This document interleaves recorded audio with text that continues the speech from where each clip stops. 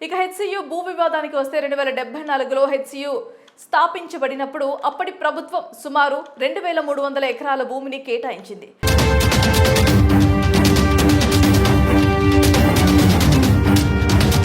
కాలక్రమేణా నగరం విస్తరించడంతో ఈ భూమి విలువైన రియల్ ఎస్టేట్ గా మారింది. 2004లో ఉమ్మడి ఆంధ్రప్రదేశ్ ప్రభుత్వం 534.28 ఎకరాల భూమిని విశ్వవిద్యాలయం నుంచి తిరిగి తీసుకుంది. 1975 ప్రాంతంలో హైదరాబాద్ సెంట్రల్ యూనివర్సిటీకి గచ్చిబౌలి ప్రాంతంలో 2324 ఎకరాలను అప్పటి ప్రభుత్వం కేటాయించింది. దానికి బదులుగా గోపన్నపల్లిలో 396 ఎకరాలు కేటాయించింది. ఈ ఒప్పందం ప్రకారం 400 ఎకరాలు రాష్ట్ర ప్రభుత్వ ఆధీనంలోకి వెళ్లాయి.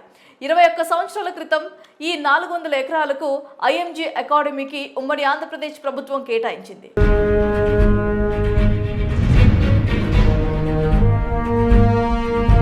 హెచ్సియు విద్యార్థులు ఫ్యాక్టరీ ఈ భూమిని విశ్వవిద్యాలయంలో భాగంగా భావిస్తున్నారు. ఈ ప్రాంతంలో 734 రకాల మొక్కలు, 220 రకాల పక్షులు, 2 సరస్సులు, పికాక్ లేక్, బఫెల్లో లేక్ ఉన్నాయని వారు చెబుతున్నారు.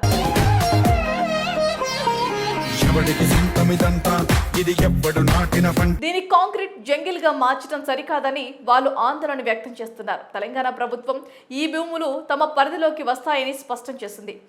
అభివృద్ధి ప్రాజెక్టులు సరస్సులను, పర్యావరణ ప్రాంతాలను ప్రభావితం చేయవని ప్రభుత్వం హామీ ఇచ్చింది. ఈ హైదరాబాద్ నగరాన్ని రక్షించుకోవాల్సిన బాధ్యత మన అందరి మీద ఉన్నది. ఇది ఒక సుందరమైన నగరం. మష్రూమ్ రాక్ వంటి సహజ నిర్మాణాలను కాపాడేందుకు ఎన్విరాన్మెంట్ మేనేజ్మెంట్ ప్లాన్ ఈఎంపీ ఉంటుందని చెబుతోంది. హైదరాబాద్ సెంట్రల్ యూనివర్సిటీ 400 ఎకరాల భూమిపై హక్కులు కోరగా టీజీఐఏసీ ఈ భూమి ప్రభుత్వానిదని పేర్కొంది.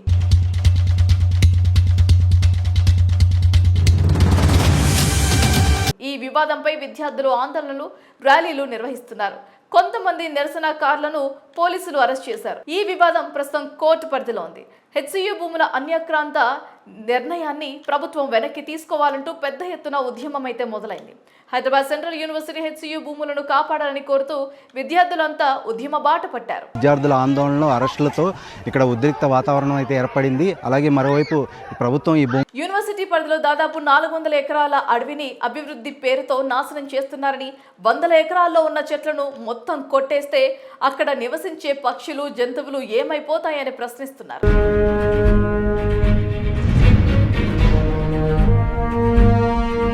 ప్రభుత్వం హెచ్సియు భూమిని లాక్కోవడం లేదని, కావాలనే దుష్ప్రచారం చేస్తున్నారని ప్రభుత్వ పెద్దలు స్పందించారు.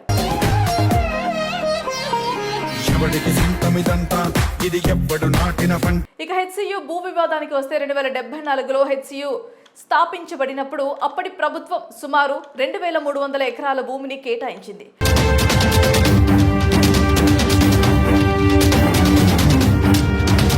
కాలక్రమేణా నగరం విస్తరించడంతో ఈ భూమి విలువైన రియల్ ఎస్టేట్ గా మారింది. 2004లో ఉమ్మడి ఆంధ్రప్రదేశ్ ప్రభుత్వం 534.28 ఎకరాల భూమిని విశ్వవిద్యాలయం నుంచి తిరిగి తీసుకుంది. 1975 ప్రాంతంలో హైదరాబాద్ సెంట్రల్ యూనివర్సిటీకి గచ్చిబౌలి ప్రాంతంలో 2324 ఎకరాలను అప్పటి ప్రభుత్వం కేటాయించింది. దానికి బదులుగా గోపన్నపల్లిలో 396 ఎకరాలు కేటాయించింది. ఈ ఒప్పందం ప్రకారం 400 ఎకరాలు రాష్ట్ర ప్రభుత్వ ఆధీనంలోకి వెళ్లాయి.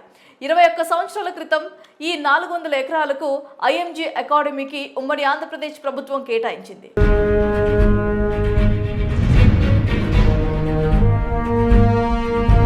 హెచ్సియు విద్యార్థులు ఫ్యాక్టరీ ఈ భూమిని విశ్వవిద్యాలయంలో భాగంగా భావిస్తున్నారు. ఈ ప్రాంతంలో 734 రకాల మొక్కలు, 220 రకాల పక్షులు, 2 సరస్సులు, పికాక్ లేక్, బఫెల్లో లేక్ ఉన్నాయని వారు చెబుతున్నారు.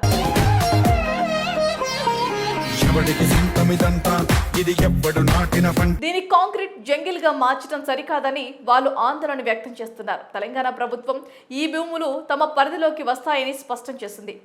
అభివృద్ధి ప్రాజెక్టులు సరస్సులను, పర్యావరణ ప్రాంతాలను ప్రభావితం చేయవని ప్రభుత్వం హామీ ఇచ్చింది. ఈ హైదరాబాద్ నగరాన్ని రక్షించుకోవాల్సిన బాధ్యత మన అందరి మీద ఉన్నది. ఇది ఒక సుందరమైన నగరం. మష్రూమ్ రాక్ వంటి సహజ నిర్మాణాలను కాపాడేందుకు ఎన్విరాన్మెంట్ మేనేజ్మెంట్ ప్లాన్ ఈఎంపీ ఉంటుందని చెబుతోంది. హైదరాబాద్ సెంట్రల్ యూనివర్సిటీ 400 ఎకరాల భూమిపై హక్కులు కోరగా టీజీఐఏసీ ఈ భూమి ప్రభుత్వానిదని పేర్కొంది.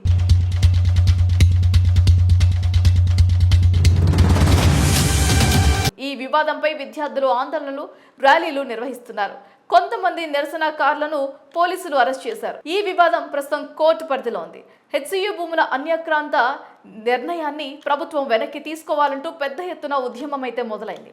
హైదరాబాద్ సెంట్రల్ యూనివర్సిటీ HCU భూములను కాపాడాలని కోరుతూ విద్యార్థులంతా ఉద్యమ బాట పట్టారు. విద్యార్థుల ఆందోళనలు, అరెస్టులతో ఇక్కడ ఉద్రిక్త వాతావరణం అయితే ఏర్పడింది. అలాగే మరోవైపు ప్రభుత్వం ఈ యూనివర్సిటీ పరిధిలో దాదాపు 400 ఎకరాల అడవిని అభివృద్ధి పేరుతో నాశనం చేస్తున్నారని, 100 ఎకరాల్లో ఉన్న చెట్లను మొత్తం కొట్టేస్తే అక్కడ నివసించే పక్షులు, జంతువులు ఏమైపోతాయని ప్రశ్నిస్తున్నారు.